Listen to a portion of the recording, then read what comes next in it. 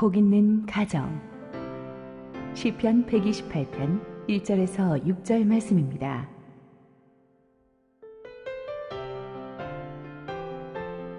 여호와를 경외하며 그의 길을 걷는 자마다 복이 있도다.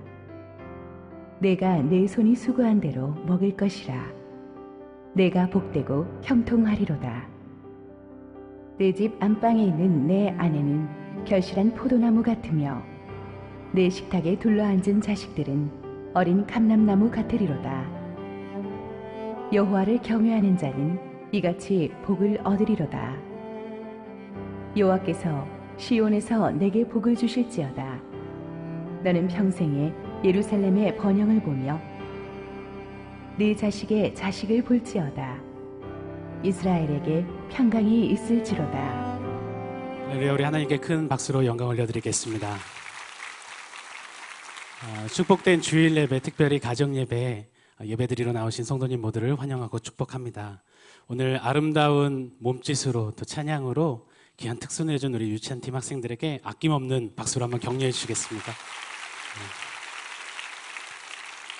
담임 목사님께서는 미주 일정 관계로 출타 중에 계십니다. 안전하게 그리고 은혜 가운데 일정 마치시고 돌아오실 수 있도록 성도님들의 많은 기도 부탁드리겠습니다. 함께 기도하시고 하느님 말씀 같이 상고하겠습니다.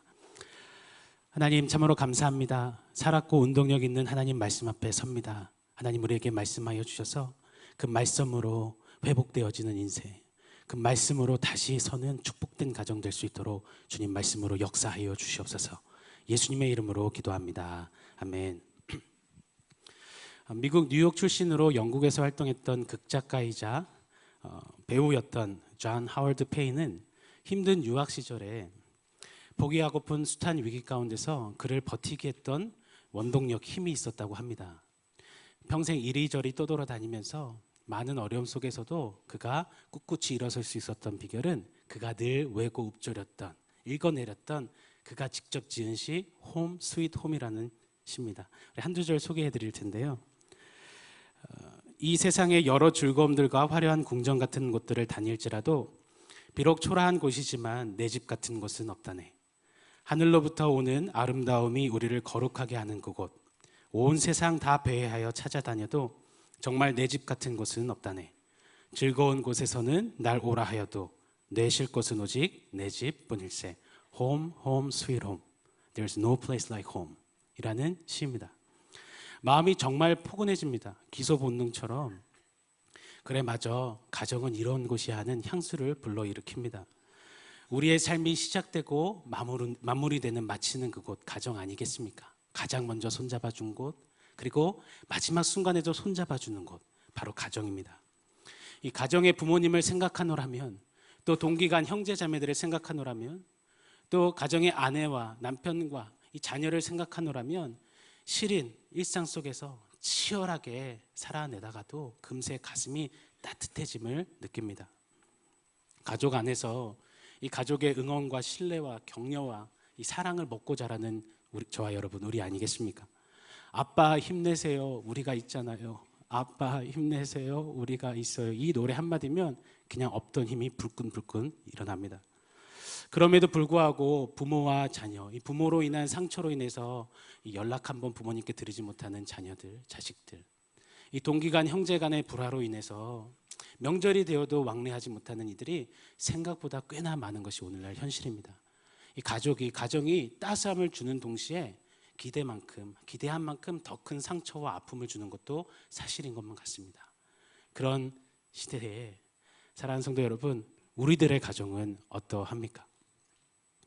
오늘 본문 배경을 보시면 바벨론 포로 70년을 지내며 산산조각 나버린 이스라엘입니다. 그리고 그 안에 깨어질 대로 깨어진 이스라엘의 가정들의 모습으로 가득했었습니다. 열왕기하 25장 7절을 함께 읽겠습니다. 같이 읽습니다. 그들이 시드기야의 아들들을 그의 눈앞에서 죽이고 시드기야의 두 눈을 빼고 노사슬로 그를 결박하여 바벨론으로 끌고 갔더라. 유다를 멸망시킨 바벨론이요, 유다의 마지막 왕 시드기야에게 그리했습니다. 이는 비단 시드기야 한 사람뿐만이 아니라 이스라엘 전역에, 그리고 그 안에 깨어진 가정들의 모습을 대표해 준다라고 생각합니다. 자녀들이 죽기도 했고요, 죽은 것만 같은 삶을 살았습니다. 부모 세대는 두 눈이 뽑히는 것과 같은 고통의 나날을 보냈습니다. 그리고 성과 궁이 다 불타버린 채 마치 포로에 결박된 채 그런 시간을 보냈습니다. 이 남은 국민들이 유다 땅에 조금 남아 있었지만 그들조차 더 이상 살 수 없노라고 애굽으로 또 이리저리 뿔뿔이 흩어졌습니다. 즉 회복 불가한 소망 없는 이스라엘, 그 안에 깨어진 가정들의 모습이었습니다. 그런데 하나님께서 그 안에 놀라운 반전과 기적과 회복의 역사를 이루셨습니다. 시편 126편, 127편, 128편은 한 통으로 쭉 이어졌습니다. 오늘 본문의 128편의 배경을 상황을 정확히 보시기 위해서는 126편 1절에 하나님께서 그 절망 중에 어떻게 그 역전과 회복을 꽃피우셨는지 봐야만 할 것입니다. 우리 시편 126편 1절 같이 읽습니다. 여호와께서 시온의 포로를 돌려보내실 때에 우리는 꿈꾸는 것 같았도다. 포로에서 기적처럼 해방되어 잃었던 꿈을 다시 꿉니다. 꿈 같은 회복이 일어났습니다. 죄로 인하여서 깨어진 이스라엘 그 가정들 가운데 하나님의 복이 다시 흘러들어왔습니다. 오늘 본문을 그림 그려보니까요, 온 가족이 식탁에 둘러앉습니다. 예전에 그리했던 것처럼, 늘 습관처럼 그리했던 것처럼 부모 세대가 자녀 세대들에게 하나님에 대한 이야기를 해주고 하나님이 베푸신 놀라운 기적을 읊조리며 함께 노래하며 그 기적의 하나님을 찬양합니다. 하나님이 복 주시는 이 복 있는 가정이 되고, 그러니 그 가정에 다시 웃음꽃이 피고 잃었던 꿈을 다시 꾸게 될 뿐만 아니라 행복이 가득해집니다. 사랑하는 성도 여러분, 오늘 이런 모양 저런 모양의 우리 가정을 하나님이 그렇게 회복시켜 주실 줄 믿습니다. 죄악 가득한 세상 속에서 그런데요, 우리 가정들이 너무나 아파합니다. 이런 이유 저런 이유로 너무나 많이 금이 가 있습니다. 여러분의 가정 행복하십니까? 이 질문에 네 그럼요, 우리 가정 행복하고 말고요 라는 답변보다는 머뭇거림이 쭈삣쭈삣함이 더 많습니다. 그리고 그닥 많이 심각하게 불행하지 않으니 행복한 거 아니겠습니까? 라는 푸념식의 답변이 더 많습니다. 애들만 없었으면 갈라서도 벌써 갈라섰다라는 위기의 가정들. 여러분이 119에 1년에 총 출동의 10%에서 15%가 극한 부부싸움을 말리기 위함이라는 거 아십니까? 유행하던 황혼 이혼은 이제 지나갔고요, 졸혼이란 게 유용합니다. 이혼은 그간 산 게 아쉬워서 못하겠고, 그냥 이제 남은 생에 서로 관여하지 말고 누굴 만나든 집에 들어오든 어디서 살든 관여하지 말자는 거예요. 결혼을 졸업하자. 이 졸혼이 유행한다고 합니다. 이런 시대의 복판에서 우리 가정들은 깨어 일어나서 당당히 외쳐야만 합니다. 우리 가정 하나님께 복 받았습니다. 우리 가정 복 있습니다라고 말입니다. 우리 가정은 좀 달라야만 할 것입니다. 말씀을 준비하고 묵상하고 말씀을 전하면서 제 안에 간절한 열망과 기대와 소망이 있습니다. 성령께서 오늘 우리의 가정들을 복 있는 가정으로 세우실 것입니다. 오 성령님, 우리의 가정들을 복 있는 가정으로 세워 주옵소서. 복 있는 가정이 되기 위한 전제 조건이 있습니다. 다시 말해서 복 있는 가정의 기초입니다. 오늘 본문 1절 말씀을 같이 읽습니다. 여호와를 경외하며 그의 길을 걷는 자마다 복이 있도다. 여호와를 경외하는 것은 복 있는 가정의 시작점이요 기본이라고 말합니다. 그렇다면 여호와를 경외함이란 어떤 것일까요? 이 경외한다에는 여러 신학적인 해석이 있겠지만 오늘 본문은요, 그의 길을 걷는 것이다 라고 부연 설명을 합니다. 그의 길을 걷는 것은 말씀 따라 걷고 하나님의 뜻을 행하여 조차 걷는 것을 말하죠. 그런데 오늘 본문을 의지해서 좀 이렇게 해석해 보고 싶어요. 여호와 하나님과 걷는 동행이라고 말입니다. 이 경외함이란 원어적인 단어의 뜻은 영어 fear로 번역됐습니다. 해석됐습니다. fear은 이 두려워한다라는 뜻입니다. 단순히 무서워서 막 벌벌 떤다라는 뜻이 아닙니다. 이 십자가가요, 하나님의 공의와 하나님의 사랑을 완전히 충족히 한 번에 보여주듯이 저와 여러분이 여호와를 경외한다 했을 때 이 경외함에는요, 하나님을 사랑함과 하나님을 두려워함이 이 동시에 하나님께 드려지는 것입니다. 무서워서 마지못해서 주님께 끌려서 걸어가는 것이 아니라 주님 손 딱 부여잡으면서 주님 사랑하기 때문에 공경하고 존경하고 주님 너무 사랑하기 때문에 두려워함으로 주님과 함께 길을 뚜벅뚜벅 걷는 거죠. 주와 같이 길 가는 것 심히 기쁜 일일세. 이 노래가 경외함의 모습이라고 믿습니다. 벌 받을까 무서워서 예배당에 나와서 예배드리는 것과 주님 사랑해서 그 경외함으로 공경함으로 나와 예배드리는 것, 물리적으로 예배당에 나왔고 예배드리는 모습은 같을 수 있을지나 그러나 그 차이는 하늘과 땅입니다. 성경에서 하나님께서 딱 보시고 네가 나를 경외했다라며 찝어서 말씀하셨던 샘플 사람, 사건이 있습니다. 우리 창세기 22장 12절을 읽겠습니다. 같이 읽습니다. 사자가 이르시되 그 아이에게서 내 손을 대지 말라. 그에게 아무 일도 하지 말라. 내가 내 아들 내 독자까지도 내게 아끼지 아니하였으니 내가 이제야 네가 하나님을 경외하는 줄을 아노라. 100세의 약속을 따라 얻은 아들입니다. 금이야 오기야 삶의 인생의 전부인 아들 이삭을 바치라는 오더는 이거는 진짜 아브라함에게 있어서 심판과도 같았을 것입니다. 하나님 명령이 떨어지자마자 내가 미쳐요. 내가 이러려고 믿음의 조상 됐나요? 자괴감이 느껴집니다. 하며 그냥 아파하지 않습니다. 불순종하지 않아요. 차라리 날 죽여요. 죽여 하지 않았습니다. 반면에요. 눈에 진물이 나는 거죠. 아이고 불쌍한 내 새끼, 아이고 내 새끼 하면서 그냥 마음대로 하세요. 푸념하듯 그렇게 순종으로 나아가는 모습이 아니었습니다. 하나님 명령 떨어지자마자요. 아브라함이 이튿날 일찍 일어나 나귀의 안장을 지웁니다. 종 2명과 아들 이삭을 데리고 번제로 드릴 나무를 쪼개서 메고 떠납니다. 거기에는요 지체함도 머뭇거림도 망설임도 없습니다. 이 아들 바치러 가는 애비 아브라함의 마음은 아마 시커멓게 타들어갔을 것입니다. 그런데요 그 시커멓게 타들어가는 그 속, 그 중심 복판에는 아브라함 안에 이런 마음이 있었습니다. 히브리서 11장 19절 상반절입니다. 같이 읽습니다. 그가 하나님이 능히 이삭을 죽은 자 가운데서 다시 살리실 줄로 생각한지라. 뭐 죽여도 살려주시겠지 뭐 하는 식이 아니었습니다. 아들이 죽고 사는 것도 중요하지만 그건 2차적이에요. 아브라함은 먼저 하나님을 생각합니다. 하나님이 함께 계시고 하나님이 함께 하실 것이니까 하나님과 걷기 때문에 하나님을 먼저 생각하는 겁니다. 아들 바쳐야 하는 그 지옥 같은 현실도 사실이지만 아브라함에게 있어서는 하나님이 더 사실이고 하나님이 더 실제처럼 살아 숨쉬는 겁니다. 아들을 목숨처럼 사랑하지만 그런 하나님을 더 사랑하고요. 아들이 너무나 소중하고 중요하지만 하나님이 더 중요한 거고요. 아들을 통해 이루실 그 역사와 기대가 있지만 하나님을 더 기대하는 겁니다. 그래서 하나님을 사랑하고 궁경하기, 하나님을 먼저 생각하며 순종으로 걷는 그 동행의 걸음, 이것이 하나님을 경외하는 모습입니다. 사랑하는 여러분, 복 있는 가정의 기초로 다른 어떤 건 말하지 않으셨어요. 하나님을 경외하라고 말씀하셨습니다. 그렇다면 이 말씀의 도전 앞에 우리 자신을 돌아봐야 합니다. 오늘 나의 오늘은 과연 여호와 하나님을 경외하고 있는가? 나에게 있어서 무엇이 먼저 되는가? 하나님이 과연 먼저신가? 하고 우리는 질문을 던져야 합니다. 나와 내 가정에 과연 무엇이 누군가가 먼저 대접받고 대우받고 있는지, 먼저 되는지 우리는 돌아봐야만 할 것입니다.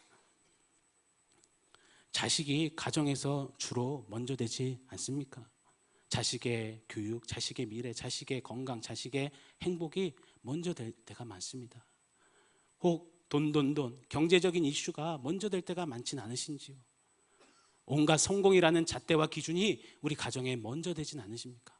가정의 이 거실 복판에 있는 것이 그 집 주인이라는 말이 있는데, 보통 대부분 가정의 거실 복판에 TV가 있지 않습니까? 세상 오락과 유행이 먼저 되고 있지는 않으신지요? 우리 가정에서 과연 누가 먼저 대우받는지 오늘 돌아봐야만 할 것입니다. 바라기는 오늘 우리들의 가정의 대소사의 결정에 하나님의 이야기가 먼저 되기를 축원합니다. 거실 복판의 TV 대신에 함께 자녀들과 둘러앉아 하나님을 예배하고 하나님의 사랑과 은혜를 읊조리는 그 노래와 그 예배의 향연이 계속되어지기를 축원합니다. 오늘 본문의 이 문맥을 보면요, 이 1절 말씀이 향하는 첫 타겟은 가정의 가장들입니다. 이 시간 하나님의 말씀 받들어서 함께 예배 드리시는 우리 가장 여러분들, 성도 여러분, 예수님의 말씀으로 간절히 축원합니다. 축복합니다. 여호와를 경외하시는 가장 되십시오. 여호와를 경외했던 요셉처럼 말입니다. 이 보디발 아내의 유혹을 받았던 요셉입니다. 보디발의 아내는요, 그냥 옆집의 후덕한 아줌마가 아닙니다. 당대의 보디발 정도라면 가장 젊고 가장 학식이 뛰어나고 이 빼어난 미모를 가진 여인이죠. 그 절세 미인이 지금 요셉을 유혹합니다. 눈 질끈 감고요, 받아들이면 보디발 집 이 안방마님으로부터 이 보장된 삶을 살 수 있습니다. 평탄한 삶이 보장됩니다. 누이 좋고 매부 좋고 님도 보고 뽕도 따고 일석이조의 1타 2피입니다. 이 기회도 이런 기회가 없고요. 찬스도 이런 찬스 없습니다. 절대 놓쳐서는 안 되는 것이죠. 그런데요, 요셉이 먼저 하나님을 생각합니다. 창세기 39장 9절 하반절입니다. 같이 있습니다. 그런즉 내가 어찌 이 큰 악을 행하여 하나님께 죄를 지으리이까. 일터와 가정에서 순간순간 결정하며 겨루는 그 걸음걸음에 우리 가장들이요, 하나님을 먼저 생각하시고 하나님을 사랑하고 두려움으로 서시기를 축복합니다. 하나님을 먼저 생각함으로 살림하시는 우리 아내들 되시기를 축원합니다. 그런 엄마와 그런 아빠를 보고 자란 우리 자녀들이요, 다른 건 잘 못해도 잘 몰라도 가장 먼저 하나님 이야기를 하고 하나님을 찾을 수 있는 그런 온 식구가 하나님을 경외하는 모습으로 서는 복이 우리 각 가정에 임하길 소원합니다. 하나님을 경외하는 복이 있는 가정에는요, 먼저 남편들에게, 가장들에게 복이 임합니다. 우리 2절 말씀 같이 읽겠습니다. 같이 읽습니다. 내가 내 손이 수고한 대로 먹을 것이라. 내가 복되고 형통하리로다. 이 수고한 대로 먹는다, 당연한 말 아니겠습니까? 이게 무슨 축복이라고 하십니까? 할 수 있습니다. 그런데 아닙니다. 아담 이후 오고 오는 모든 세대는요, 죄로 인해서 열심히 수고하며 땀 흘려야만 먹고 살 수 있는 존재가 되어버렸습니다. 우리 창세기 3장 17절 18절 상반절 같이 읽겠습니다. 아담에게 이르시되 내가 네 아내의 말을 듣고 내가 내게 먹지 말라 한 나무의 열매를 먹었은즉 땅이 너로 말미암아 저주를 받고 너는 내 평생에 수고하여야 그 소산을 먹으리라. 땅이 내게 가시덤불과 엉겅퀴를 낼 것이라. 그런데요, 이렇게 수고하면서 땀 흘렸는데 수고한 만큼 소득이, 결과가 주어지지 않는다는 것에서부터 문제가 시작이 됩니다. 학개에서 1장 6절도 한번 읽겠습니다. 너희가 많이 뿌릴지라도 수확이 적으며 먹을지라도 배부르지 못하며 마실지라도 흡족하지 못하며 입어도 따뜻하지 못하며 일꾼이 삭슬 받아도 그것을 구멍 뚫어진 전대에 넣음이 되느니라. 아무리 수고하고 애써도 수고한 만큼 결과를 못 얻는 것이 우리네 삶입니다. 학창시절에 밤새워서 수고해서 공부했건만 성적표는 수고한 대로 나오지 않습니다. 여러분 그런 경험 다 있지 않으십니까? 아닌 듯 표정을 지으시면 곤란합니다. 마치 우리네 삶이 그런 것만 같아요. 수고했는데 애썼는데 이 시대의 가정이 그런 것만 같습니다. 그래서 하나님의 복을 받아야만 합니다. 구멍 뚫린 전대를 막을 힘과 능은 오직 여호와 하나님께만 있기 때문입니다. 어쩌면 오늘날 세대야말로 손이 수고한 대로 못 먹는 세대 아닐까요? 돈을 버는 세대라고 합니다. 부모 잘 만나서 금수저로 태어나야만 수고한 대로 더 넘치도록 누릴 수 있는 시대가 오늘날이라고 합니다. 흙수저여서는요, 돈도 없고 백도 없고 뭐 집도 땅도 주식도 없이는 수고한 대로 결단코 먹지 못하는 세상이랍니다. 이 시대의 가장들이요, 자신의 추수한 것이 너무나 적어서 힘겨운 시간을 보낼 때가 너무나 많습니다. 명절 때 가장 밉상인 남편이 앉아서 TV만 보는 남편이래요. 그런데 저는 밉상인 남편들의 모습에서 왜 이리 측은함이 느껴지는지 모르겠습니다. 명절에 부모, 동기간들 모였는데 부모에게도 형제들에게도 아내에게도 나눌 수 없는 삶의 터전의 그 수두룩한 문제들, 명절이니까 모였으니까 그것 좀 잊고자 물끄러미 이 TV만 바라보고 있는 외로운 그 가장, 고개 숙인 남편들 말입니다. 시편 127편 1절도 읽어보겠습니다. 여호와께서 집을 세우지 아니하시면 세우는 자의 수고가 헛되며 여호와께서 성을 지키지 아니하시면 파수꾼의 깨어있음이 헛되도다. 세상 환경, 조건, 배경 다 없어도요, 하나님을 먼저 생각하는, 먼저 대접하는 이 하나님을 경외하는 가장들에게는요, 하나님이 지키시고 세우시는 복을 주십니다. 일터에서 하나님 먼저를 외치는 가장들에게는 정직하게 수고하며 땀 흘린 모든 것을 축복으로 거두는 복을 하나님이 주신다라고 약속하셨습니다. 구멍 뚫린 전대 없이 여호와는 나의 목자시니 내게 부족함이 없습니다라는 복이 임할 것입니다. 성실히 땀 흘려서 정직히 일한 그 수고 위에 하나님께서 형통케 하는 복으로 채우실 것입니다. 이 복을 복 있는 가정 안에서 누리시는 우리 이 땅의 가장들, 이 시간 예배하시는 우리 가장들 모두 되시기를 예수님의 이름으로 간절히 축원합니다.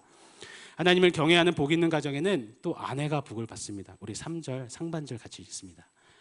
내 집 안방에 있는 내 아내는 결실한 포도나무 같으며 결실한 포도나무 같은 복이 복 있는 가정 안에서 아내들에게 임한다고 하셨습니다. 이 결실한이라는 표현은 이 열매가 많이 주렁주렁 맺었다라는 표현입니다. 표면적으로는 다산의 복입니다. 이 자식은 여호와의 주신 기업이기 때문에 자녀를 많이 맺는 것은 당시 여인에게 있어서 최고의 복이었습니다. 오늘날 다산의 복을 빌어주면 화들짝 놀라는 것과는 이 다른 모습이죠. 끔찍하죠. 네, 죄송합니다. 이 아내를 포도나무로 표현한 것이 너무나 기가 막힙니다.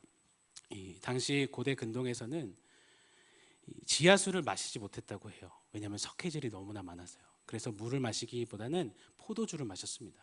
이 포도주를 만들기 위해서 포도나무를 많이 심었는데 이 포도나무는 석회질이 가득한 땅에 자라서 뿌리 내리면서 흡수하여 스스로 정화시키면서 그러면서 좋은 열매를 맺는데요. 오늘 가정 안에 포도나무 같은 아내가 그런 역할을 합니다. 가정 안에 그 어떤 석회질과 노폐물이 들어와도요, 이 아내, 포도나무 같은 아내가 그것을 걸러내며 정화시킵니다. 그리고 하루 고된 일과를 마친 남편이 들어오면 학업 스트레스로 파김치가 돼서 온 아이들이 편히 쉬게 하고요. 여러분, 포도나무 가득한 그 포도밭에서 나는 단 그 향내 맡아보신 적 있으십니까? 전 기억이에요. 그 단맛이 너무나 좋았어요. 그 자체가 힐링이었습니다. 오늘 포도나무 같은 아내가 가정에서 그런 역할을 합니다. 이 포도나무의 비유를 통해서 저는 아내를, 엄마를 이 중보기도 하는 아내의 엄마로 좀 비유해 보고 싶습니다. 남편과 아이들이 알게 모르게 세상 속에서 묻혀온 독소를 디톡스하는 것, 그 디톡스는 엄마와 아내의 중보기도를 통해서 일어납니다. 이 사업이 망해서 최악의 상황 속에 아파하는 남편, 그런데 겉으로는 힘든 내색 잘 안 하는 아내가 하루는 자는 척하고 실눈을 떠봤더니 자기 발치 밑에서 눈물을 하염없이 흘리면서 숨죽여가며 우리 남편 살려주세요, 우리 남편 도와주세요, 붙잡아주세요라고 울부짖는 모습을 보는데 남편 가슴 안에 무언가 훅 찾아오는 것이 느껴졌답니다. 그리고 그거 부여잡고 자기가 다시 일어날 수 있었답니다. 한나처럼 자기 자녀를 하나님께 맡겨드리는 기도하는 어머니가 우리 자녀가 어떤 모양새를 지금 하고 있다 한들 그 자녀를 이 시대의 사무엘로 키워내는 것입니다. 아내들이여, 어머니들이여, 그 포도나무 같은 그 축복을 누리시며 가정을 세워가시기를 축복합니다. 이 포도나무는요, 무더위를 잘 견디며 뿌리를 땅속 깊숙이 내리기에 어지간한 광야 지역도 경사진 산지에서도 열매를 잘 맺는다라고 합니다. 이 팔레스타인 지역이 건조하고 매우 무섭게 덥습니다. 그런 기후일지라도 이 산악 지역이라고 불리는 이 불리한 조건 속에서도 잘 자란다고 합니다. 그래서 그런 의미에 오늘 본문에서는 이 포도나무 아내를 안방에 있는 포도나무라고 불렀습니다. 안방만 힘이 있기 때문이 아닙니다. 이 안방은 큰 방이 아니라 당시에는 가장 구석지고 모퉁이에 있는 가장 작은 허름한 방이라고 합니다. 아내들만 머무르는 곳이죠. 집안 구석구석을 드러내지 않고 그 자리가 광야이든 경사가 졌던 산지이든 떼약볕이 내리쬐던 늦은 비 이른 비 나든 상관없이 그 자리에서 묵묵히 드러나지 않더라도 그래도 포도나무처럼 열매를 맺고 가정을 세우는 것이 복받은 포도나무 아내라고 합니다. 어찌 보면 이 보이지 않게 희생하는 이 희생의 능력과 힘을 하나님이 복으로 우리 어머니들에게, 아내들에게 주셨다라고 믿습니다. 그리고 이미 그 복을 어느 정도 누리고 이 땅의 어머니들이, 아내들이 걸어가고 계신다라고 믿습니다. 전해 들은 이야기 하나 소개해 드리겠습니다. 이 작은 어촌 부둣가에서 생선을 받아 하루 종일 생선을 파는, 그렇게 생계를 이어가는 엄마 이야기입니다. 남편이 고기 잡다가 태풍 속에서 사고로 그만 6남매를 남겨놓고 세상을 떠났습니다. 12살, 10살, 8살, 7살, 5살, 3살 이 똘망똘망한 아이들 남겨놓고 말이죠. 엄마는 그 아이들을 위해서 하루 종일 허리 한번 펴보지 못하고 생선을 팔아서 끼니를 연명합니다. 그래도 엄마가 워낙 부지런함 속에 벌이를 했기 때문에 하루 밥 한 공기는 거르지 않고 아이들이 다 먹었습니다. 남은 생선으로 저녁마다 조리든 구이든 요리를 해서 아이들을 먹이는 거죠. 밥 한 공기씩과 함께요. 근데 워낙 한창 자랄 나이의 아이들이기 때문에 밥 한 공기를 후딱 해치웁니다. 그런데 엄마는 항상 그 밥을 한 공기를 그냥 내도 드시질 않는 거예요.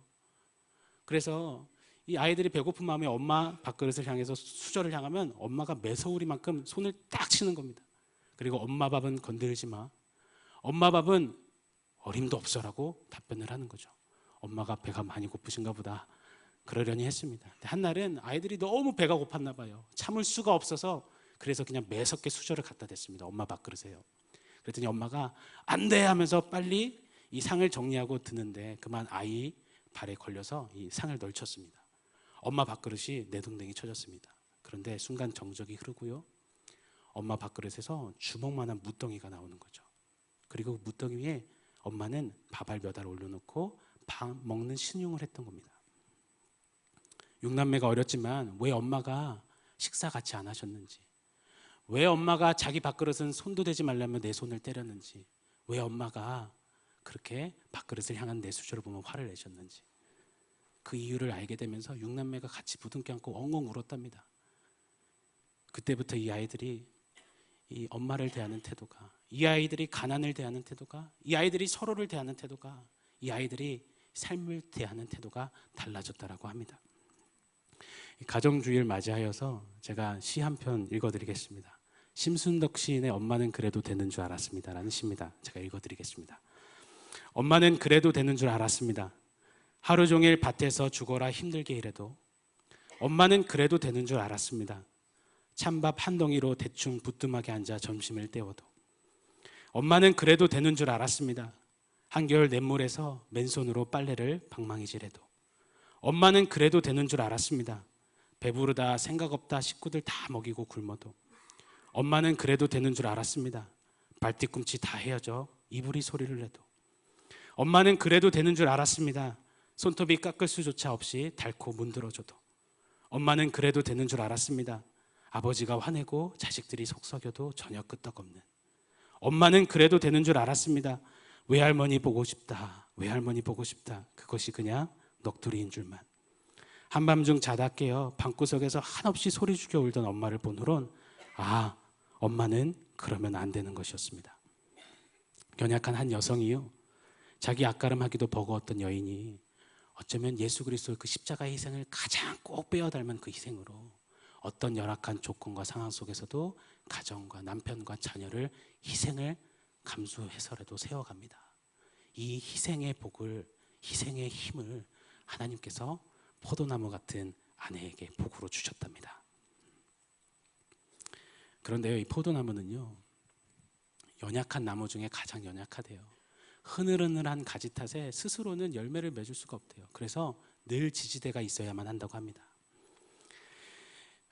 열매를 맺는 결실한 포도나무가 되기 위해서는 버팀목이 꼭 필요한데요. 여러분, 버팀목이 누구일까요? 남편입니다.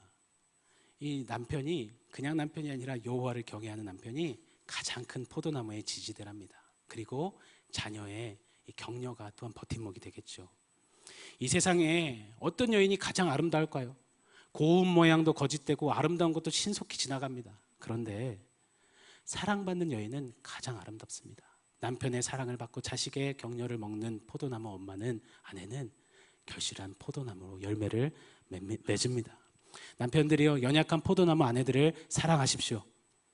훗날을 위해서 빨리 크게 아멘을 하셔야 합니다. 남편들이요, 우리 연약한 포도나무 아내들을 그리스도께서 교회를 사랑하시듯 교회를 위해서 자기 자신을 내어주심 같이 사랑하시는 그 복이 있으시기를 바랍니다.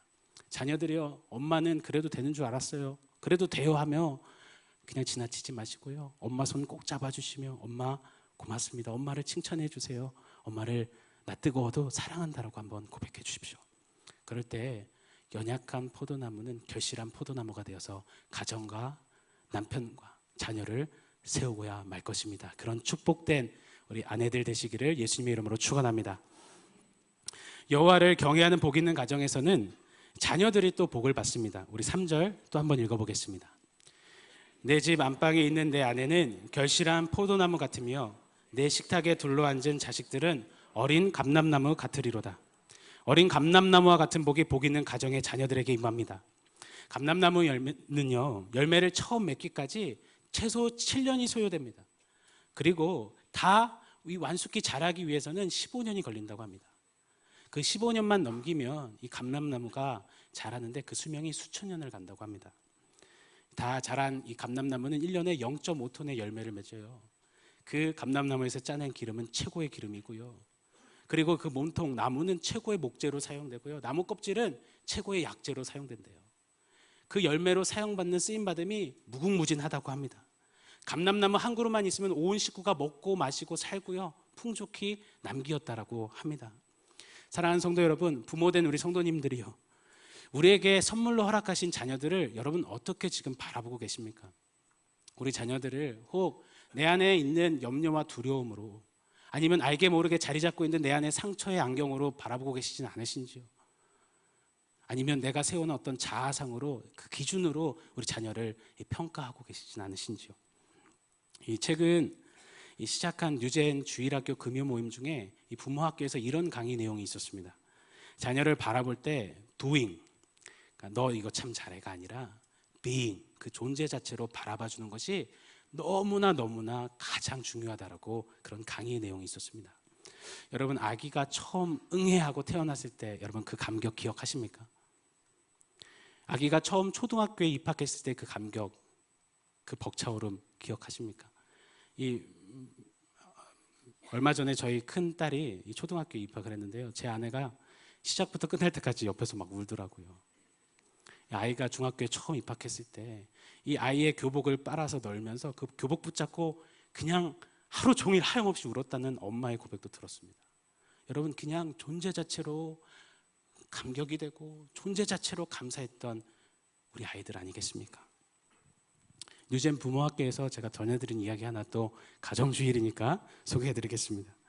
20여 년 전 이야기라고 합니다. 그 해 수능에서 1등, 2등 했던 이 아이가 한 집 온누이였다고 해요. 그것도 서울대 자연계 수석, 인문계 차석을 했답니다. 이 매스컴이 난리가 났습니다. 어떻게 자녀를 키웠는지 막 인터뷰하고 난리가 났죠. 인터뷰해보니까 매우 가난한 집 아이들이었어요. 그 아버지에게 어떻게 자녀를 키웠냐라고 묻자 아버지가 이렇게 답했습니다. 나같이 못난, 못 배운 애비가 애들한테 해준 게 뭐 있겠습니까? 아내는 아파서 누운 지 꽤 오래됐습니다. 그러니 애들 가까스로 밥해 먹이고 학교 갈 때 트럭으로 그 좁은 데 태워서 학교 앞에 데려다 준 것밖에 없습니다. 트럭 타고 가면서 아빠같이 못난, 부족한 것 많은 아빠 밑에 태어나줘서 너무 고맙다. 너희들처럼 열심히 살아주니 난 세상에서 제일 행복한 아빠다. 이 이야기를 하루도 거르지 않고 같은 레파토리로 그냥 말해주었다고 합니다. 그런데 이 아빠의 격려와 칭찬 속에요, 자녀들이 삶의 동기를 받아요. 아빠 아들이어서, 아빠 딸이어서 너무 고맙다. 이 감사에 아이들이 가난을 대하는 태도가 가난했지만 행복하고 감사를 아는 아이들로 세워졌다고 하죠. 우리 가정에 허락하신 자녀들은 감람나무라고 하셨습니다. 그런데 어린 감람나무예요. 아직 열매를 맺지 못하고 아직 자라지 못했습니다. 여러분, doing이라는 안경으로 우리 자녀를 보면 속이 터집니다. 답답합니다. 이것밖에 못하냐라는 말이 차오릅니다. 여러분, 그때 돌이키셔서 being으로 내 딸이어서, 엄마 아들이어서 참 고맙다라며 칭찬을 해주세요. 화가 치밀어 오르셔서 뭔가 막 따발총처럼 나온다고요. 그때 이렇게 한번 바꿔 말해주세요. 너 이 감람나무 같은 녀석. 네. 자, 그렇게 좀 바꿔서 칭찬해 주세요. 그러면요, 우리 자녀들은 자라면요, 수천 년을 서서 많은 이들을 유익해 하고 많은 이들을 세우는 그 놀라운 역사를 감당한 아이들로 설 것입니다. 더 나아가서요, 이 성소에 등잔불이 항상 켜져 있어야 했는데 그때 이 감람나무의 기름이 쓰여졌다고 합니다. 오직 감람나무로 짠 기름만이 사용됐다고 하죠. 레위기 24장 2절입니다. 같이 읽겠습니다. 이스라엘 자손에게 명령하여 불을 켜기 위하여 감람을 찧어낸 순결한 기름을 네게로 가져오게 하여 계속해서 등잔불을 켜둘지며. 우리 어린 감람나무는요, 그냥 평범한 인생이 아닙니다. 자라면서 이 세상을, 하나님 나라를, 하나님의 영광을 비출 그냥 특별하고 비범한 인생으로 살아낼 것입니다. 우리 새로운 교회 허락하신 850여 명의 이 뉴젠 아이들이요, 저는 이런 꿈을 상상의 나래를 펼칩니다. 우리 담임 목사님 늘 강조하시는 것처럼요, 빌리 그레함처럼, 릭 워렌처럼, 지난주 말씀해 주셨던 것처럼 존 워너메이커처럼, 또 제가 존경하는 제2의 한옥 목사님처럼 우리 다음 세대들이 이 땅의 지도자들로 이 땅의 거인들로 하나님 앞에서 자라나고야 말 것입니다. 그런 설렘과 기대와 꿈을 함께 꿔주시고 축복해 주시는 우리 성도님 여러분 되셨으면 좋겠습니다. 저희 뉴젠 아이들 중에요, 이 초등부 특히 이 주의 종이 되겠다는 아이들이 꽤나 있습니다. 한 아이는 교사로 섬기시는 아버지와 함께 매주일 거의 8시 예배를 드립니다. 그리고 아빠가 섬기는 청소년 부서 그 10시 예배를 드립니다. 그리고 12시에는 자기가 속한 초등부 예배를 드립니다. 하루에 예배 3탕을 띱니다. 그런데 그 말씀을 듣는 내내 흐트러짐이 없어요. 메모를 빼곡히 합니다. 그리고 40일 특별 새벽 기도도 완주했습니다. 그 아이를 최근에 인터뷰했는데 이렇게 말해요. 작년에 아빠 따라갔던 중고등부 수련회 때 갑자기 목사님이 되어야겠다는 마음이 든 거예요. 저는 꿈이 목사님이고요. 목사님이 되어서 더 많은 사람들이 하나님을 알 수 있도록 복음을 전하고 싶어요. 다른 한 아이는 축구선수가 꿈이었대요. 뭐 싸움도 꽤나 했던 것 같아요. 근데 이 아이가 은혜를 받고 나니까 주의 종이 되겠다 합니다. 엄마가 얘가 왜 이러냐, 그냥 연신 놀랄 뿐이시라고 해요. 좀 우리 다음 세대, 우리 어린 감람나무들이 이런 꿈과 이런 역사 속에 자라고 성장하고 있습니다. 그러니 여러분 축복해 주십시오. 또한 감람나무는요, 설령 베어진다고 해도요, 그 그루터기 위에서 새싹이 다시 돋는데요. 그래서 한번 심기어진 이 감람나무를 뽑아내는 것이, 없이 하는 것이 거의 불가능하다고 합니다. 농사 중에 가장 어려운 농사가 자식 농사라고 합니다. 부모의 기대와 희망대로만 이 아이들이 커준다면 더할 나위 없이 행복하겠죠. 그러나 작정한 듯이 부모의 기대와 소망에 엇나가듯 커가는 행동하는 아이들을 보면 정말 괴롭습니다. 그때 여러분 어떠신가요?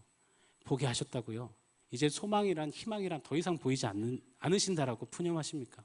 아니면 내가 이러려고 10달 동안 배합하면서 너를 낳았냐? 이 왼수 덩어리야, 이러고 계시진 않으신지요? 이런 말이 있더라고요. 문제아는 없습니다. 문제 부모만 있습니다. 이 감람나무 자녀를 기대하지 못하는, 기대를 포기해버린 부모가 문제 부모 아니겠습니까? 다시 우리 자녀를 기대해 주십시오. 지금은 베어진 것 같은 우리 자녀의 모습일지라도 분명히 뿌리내린 우리 자녀들은 다시 새싹 돋듯 자라날 것입니다.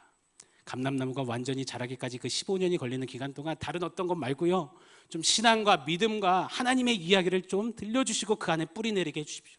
신앙에 뿌리 내려 자란 우리 아이들은요, 베어지는 것 같은 숱한 위기와 고비와 절망과 좌절과 아픔과 낙심과 포기 속에서도 결단코 죽지 않습니다. 죽지 않고 살아서 주의 영광이라는 새싹을 돋아내며 다시 설 것입니다. 저는 가난한 목회자 아들입니다. 여러 이유 속에 방황 꽤나 많이 했습니다. 착한 얼굴 하고서는 이중적인 삶을 살았습니다. 강단에서 차마 나눌 수 없는 흑역사가 좀 많습니다. 궁금하시면 찾아오시면 제가 설명해 드리겠습니다. 그렇게 사고 칠 때마다 이 기억에 남는, 기억되었던 노래가 있어요. 힘든 목회의 길이셨지만, 녹록치 않는 삶이셨지만 저희 부모님이요, 제 등을 제가 태어날 때부터 이 쓰담쓰담 하면서 늘 불러주셨던 노래가 있어요. 예수 사랑하심은 거룩하신 말일세. 그러면서 이렇게 바꿔 불러주셨습니다. 준혁이는 약하나 예수 권세 많도다. 준혁이 사랑하심 성경에 써있네. 그러고는 기다려주셨어요. 어머니 잔소리 참 많이 하셨습니다. 그럼에도 믿는다고 해주셨어요.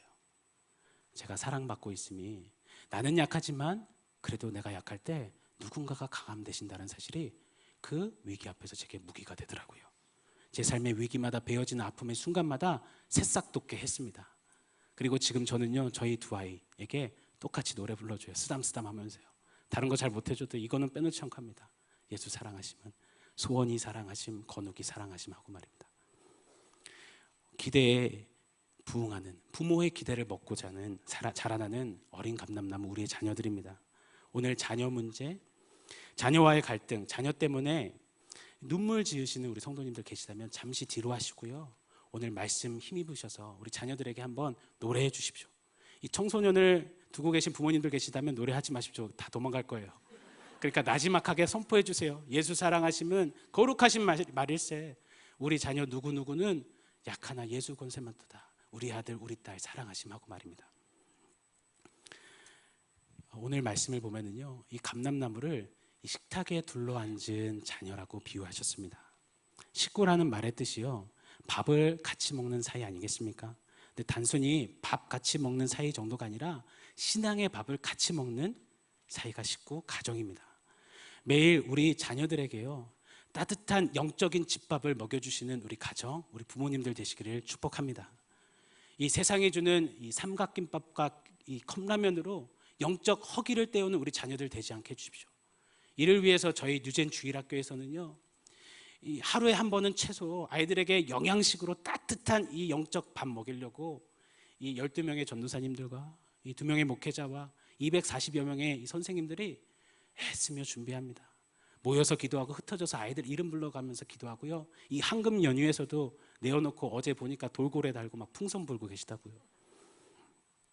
감람나무 같은 아이들을 위해서요, 주일 잠깐 모여서 흩어지는 것이 아쉬워서 목요일에는 영유아들을 위한 아기 학교를 열었습니다. 금요일 저녁 프로그램 만들었어요. 많은 분들이 금요일에 누가 모입니까? 안 된다고 하셨어요. 그래도 만들었습니다. 그래서 이 유치 아동부 아이들에게 리틀 펌펌 바이블이라는 시간을 통해서, 이 유년 초등부 아이들에게 펌펌 바이블이라는 시간을 통해서, 중고등부 아이들에게, 그 바쁘다는 아이들에게 이 청소년 서당을 통해서, 또 부모 학교와 수련회가 마치면 중등부 아이들은 FM 제자훈련이라는 곳에서 또 말씀을 배워나가고, 고등부 아이들은 YDT라는 제자훈련을 통해서 깊은 사색을 합니다. 이렇게 감람나무 같은 다음 세대들을 말씀 묵상이 있고 깊은 사색이 있는 이 시대에 감람나무로 서게 하고자 최선을 다하고 있으며 더욱더 최선을 다할 것입니다. 그러니요, 일주일에 한 번 먹는 이 보양식 말고 매일 6일이 따뜻한 이 보양식이 되도록 우리 가정에서 부모님들이 교회와 함께 힘을 써주시기를 부탁합니다. 그래서 그 안에서 식탁에 둘러앉은 우리 자녀들이요, 감람나무로서 위용을 바라며 커갈 것입니다. 감람나무와 같은 그 역사와 하나님의 일들을 감당하는 세대로 서게 될 것입니다. 그렇게 복 있는 우리 여호와를 경외하는 가정의 자녀들 되시기를 축원합니다. 우리 끝으로 5절 6절을 읽겠습니다. 여호와께서 시온에서 내게 복을 주실지어다. 너는 평생에 예루살렘의 번영을 보며 내 자식의 자식을 볼지어다. 이스라엘에게 평강이 있을지어다. 하나님을 경외함으로 걷는 가정은 복을 반드시 받습니다. 시온에서, 이 시온은 하나님의 임재가 있는 장소입니다. 하나님의 임재로부터 복이 흘러서 여호와 하나님을 경외하는 가정에 그 복이 반드시 임합니다. 거기서 끝이 아닙니다. 예루살렘, 즉 공동체가, 그 가정이 속한 공동체가 그 복을 흘려받습니다. 그리고 자식의 자식을 보는 복은 가정의 단순히 다산의 복뿐만 아니라 그 공동체의 견고함과 그 공동체가 확장됨을 뜻하죠. 이 축복된 복 있는 가정을 통해서 공동체가 그렇게 부흥의 복을 받을 것입니다. 그리고 이는 더 나아가서요, 이스라엘 나라 전체에 이 포로로, 죄로 인해서 어그러졌던 모든 영역에 샬롬, 하나님의 평강의 회복이 있는 그 복으로 번져가게 된다는 사실입니다. 사랑하는 여러분, 한 가정이 여호와를 경외하며 서면요, 그 가정이 복이 있게 되고 그 복 있는 가정 안에서 남편이, 아내가, 자녀가 복을 받습니다. 그것이 끝이 아닙니다. 그 복은 흘러서 우리의 공동체, 교회를 다시금 세우고 복받게 할 뿐만 아니라 이 나라 이 민족을 복받게, 평강에까지 이르게 한다는 사실을 꼭 기억하십시오. 그래서 이 마지막 때의 소망은, 교회의 소망은 바로 우리의 가정입니다. 이 마지막 때 이 나라의 이 민족의 희망은 기호 1번, 2번, 3번, 4번, 5번 중요하지만 그보다 더 중요한 것이 여러분의 가정입니다.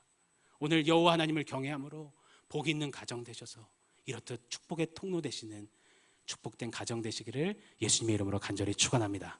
함께 기도하겠습니다. 하나님, 오늘 시편 128편의 말씀을 통하여서 여호와 하나님을 경외함으로 말미암아 받는 그 복에 대해서 보게 하시니 참으로 감사합니다. 하나님, 우리 가정이 다른 어떤 것은 몰라도 하나님을 가장 먼저 대하고 하나님을 가장 먼저 찾고 섬기는 여호와를 경외하는 가정 되게 하여 주옵소서. 그리하여서 복 있는 가정 되어서 이 나라 이 민족과 교회와 열방을 섬기는 축복된 가정 되도록 주님 은혜 베풀어 주옵소서. 예수님의 이름으로 기도합니다. 아멘.